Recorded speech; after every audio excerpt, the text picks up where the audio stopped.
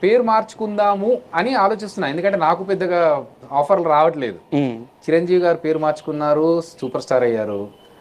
రజనీకాంత్ గారు పేరు మార్చుకున్నారు, సూపర్ స్టార్ అయ్యారు. ఇట్లనే మనం కూడా ఏదైనా పేరు మార్చుకుంటే మనకు కూడా ఏమైనా ప్లస్ అవుతుందేమో అని ఆలోచిస్తూ ఉన్న టైంలో ఒక యాదృచ్ఛికమైన విషయం ఏంటంటే డాక్టర్ సి నారాయణ రెడ్డి గారు స్టేజ్ మీద ఉన్నారు, నేను అక్కడే ఉన్నాను. నా పర్ఫార్మెన్స్ చూసి పిలిచి హరికృష్ణ వస్తున్నారంటే నేను మిమిక్రీ హరికృష్ణ అనుకున్నాను. బా ప్రతి దగ్గర ఇదే అవుతుంది సార్ నాకు కూడా.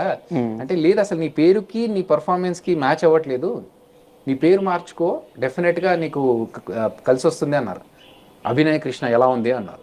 ఇంకా నాకు అంటే హరికృష్ణ అనేది పాత పేరు, అభినయ కృష్ణ, అందులో అభి అనేది బాగా ఎక్కువగా యూజ్ చేసే వర్డ్, అభినయం అనేది వర్డ్ కలిసి వచ్చింది. ప్లస్ కృష్ణ అనేది కూడా మా తాతగారు పెట్టింది.